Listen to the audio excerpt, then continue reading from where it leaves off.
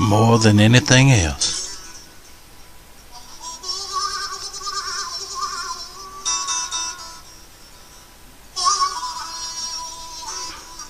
Story by Mary Bradby.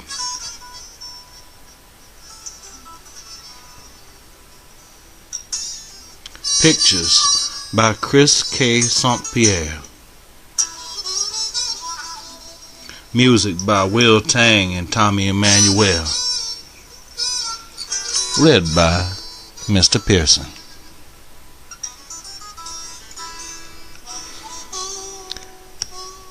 Before light, while the stars still twinkle, Papa, my brother John, and I leave our cabin and take the main road out of town, headed to work.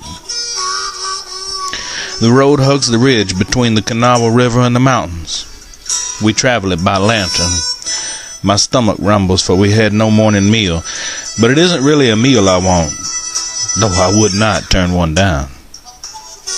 More than anything else, I want to learn to read. But for now, I must work. From sun up to sundown, we pack salt in barrels at the salt works. A white mountain of salt rises above Papa's head. All day long we shovel it, but it refuses to grow smaller. We stop only to grab a bite. Sweet potatoes and corn cakes that Papa's brought along in his coat pocket. As I eat every crumb of my meal, I stare at the white mountain. Salt is heavy and rough. The shiny white crystals leave cuts on your hands, your arms, your legs, and the soles of your feet. My arms ache from lifting the shovel, but I don't think about the pain there. I think about the hunger still in my head. Reading. I've seen some people, young and old, do it. I am 9 years old, and I know if I had a chance, I could do it too. I think there's a secret in those books. In the chill of the evening, I follow Papa and John back up the road, stopping to catch a frog. The frog wiggles and slips, but I hold on tight and let it go when I want to. There's something different about this place we live now. All people are free to go where they want to and do what they can. Book learning swims freely along in my head, and I hold it as long as I want.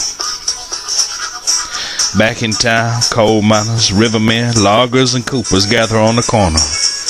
They're as worn out as me, but full of tales. I see a man reading a newspaper aloud, and all doubt falls away. I have found hope, and it is as brown as me. I see myself, the man, and I watch his eyes move across the paper. It's as if I know what the black marks mean, as if I am reading, as if everyone is listening to me, and I hold that thought in my hands. I will work until I'm the best reader in the county. Children will crowd around me, and I will teach them to read. But Papa taps me on the shoulder. Come on. And John tugs at my shirt. They don't see what I see. They don't see what I can be. We hurry home. Mama, I have to learn to read, I say. She holds my hand and feels my hunger racing as fast as my heart. It's a small book, a blue the color of midnight. She gives it to me one evening in the corner of our cabin, pulling it from under the clothes that she washes and irons to make a little money. She doesn't say where she got it. She can't read it herself, but she knows this is something called the alphabet.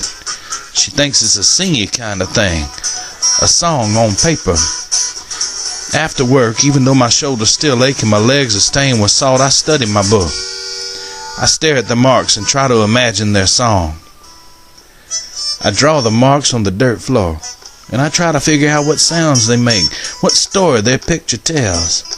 But sometimes I feel I'm trying to jump without legs, and my thoughts get all slippery, and I can't keep up with what I want to be, and how good I will feel when I learn this magic, and how people will look up to me.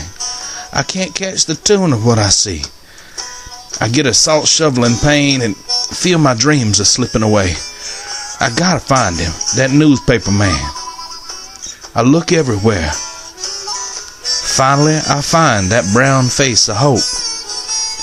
He tells me the song the Marks make. I jump up and down singing it. I shout and laugh like when I was baptized at the creek. I've jumped into another world and I am saved. But I have to know more. Tell me more, I say. What's your name? He asks. Booker, I say. And he takes the sound of my name and draws it on the ground. I linger over that picture. I know I can hold it forever. The end.